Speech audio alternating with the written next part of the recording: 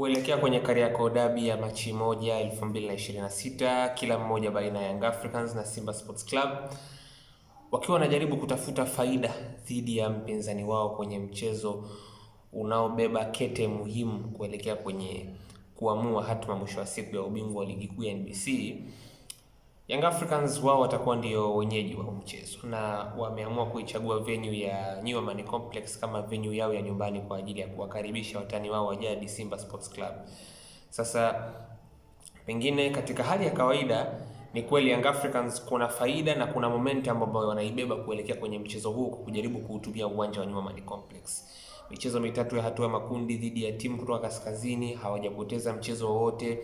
Lakini mwisho wa siku hata kiufundi, namna ambavyo Pedro Goncalves anapenda kuiona timu yake inacheza, na hasa kwa namna ambavyo sasa hivi kuna mabadiliko, Felipe Pedro kuondoka, Matthew Silva kuingia, manake kiwanja ambacho ni kidogo kwa maana ya pitch, lakini pia kutaka kufanya pressing ni vitu ambavyo vinaoana kwa kiasi kikubwa, na unaweza kuelewa ni kwa nini bado Young Africans wanajaribu kuitafuta momentum ya kuendelea kupeleka mechi zenye uzito kwenye uwanja wa New Amani Complex. Lakini hii ni video ambayo itakuwa inawahusu Simba na nafasi yao pengine sana sana kiufundi tu, kwenye namna ambavyo na wao pia wanaweza kuwa na kitu cha kujaribu kutazamia kuelekea kwenye mchezo huu wakiwa kama ni wageni.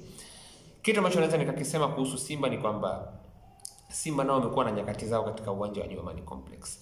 Haujakuwa uwanja wao wa nyumbani kwa muktadha wa michuano ya kimataifa, pengine ukitoa ile mechi dhidi ya Berkane kwenye kombe la shirikisho msimu uliopita kwa sababu ya dharura ya Mkapa.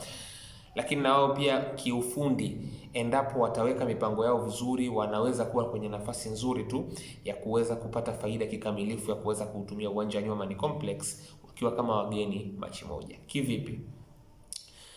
Kiufundi, ukijaribu kuitizama pitch ya New Amani Complex ni ndogo. Ina urefu wa mita 105 kwa mapana ya 68. Sasa basi, kwa wale ambao walikuwa hawafahamu, hata huko ambako alikuwa anafundisha Steve Barker kwa maana kwenye kikosi cha Stellenbosch pitch yao pia ni ndogo. Tena ili niweze kukuwekea precisely zaidi, vipimo vya uwanja wa Stellenbosch ambao alikuwa anafundisha mwalimu Steve Barker kwa muda wa miaka 9 ni sawa sawa na kipimo halisi cha uwanja wa New Amani Complex kwa maana ya mapana na marefu pia. Mapana ya 68 na marefu ya 105. Kiwanja cha Stellenbosch kwa maana ya pitch yao ya kuchezea haina tofauti kwenye mapana na marefu na kiwanja cha New Amani Complex. Kwa hiyo kiufundi, mtu ambaye ameweza kukaa kwenye klabu kwa miaka 9 kwenye mazingira ya kiwanja ambacho hakina tofauti na kiwanja ambacho Young Africans wanataka kukitumia kwa faida yao pia, tafsiri yake ni kwamba hilo haliwezi kwenda kuwa changamoto kwa mwalimu Steve Barker.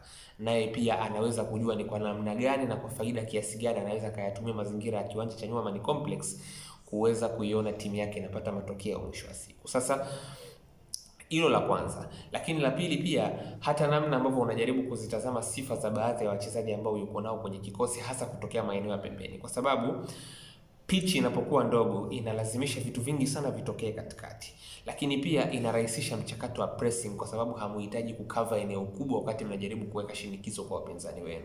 Sasa tabia za wachezaji hasa wa pembeni wa Simba ukijaribu kuzitizama pia zinaonekana kuwa hazina changamoto yoyote kwenye kujaribu kukaa kwenye mazingira ya pitch ambayo itakuwa ni ndogo mwisho wa siku. Kwa nini?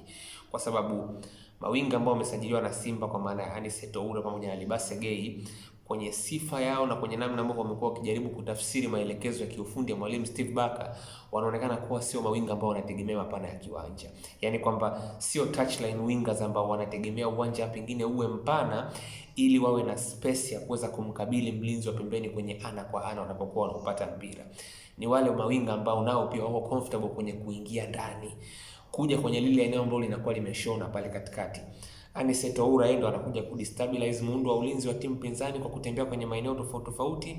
Libase Gay kwa sababu anatumia mguu wa kushoto akiwa anatokea upande wa kulia, maana yake anakuwa na invert automatically. Akishapata mpira lazima aingie ndani, aje aungane au awe karibu na wale viungo wa kushambulia kwenye eneo la katikati. Kwa hiyo ukijaribu pia kutizama kwa mujibu wa hizo sifa ambazo nimezitaja, pia huoni kama kutakuwa labda kuna changamoto ya kusema kwamba hawa labda ni touchline wingers wanataka labda kiwanja ambacho au wangependelea zaidi kwa kwenye mazingira ambayo yana kiwanja kipana mwisho wa siku. Kwa hiyo kwa kusema hivyo, binafsi naamini mechi hii itakwenda kuwa ni yenye ushindani mkubwa sana. Naamini Pedro Goncalves ana momentum ya kuwa kwenye kiwanja ambacho kimeshampa matokeo kwenye michezo mitatu migumu akiwa hajapoteza mchezo wowote, lakini hata kiufundi amekuja kumleta msaidizi ambaye anaweza kutengeneza muundo wa kufanya pressing.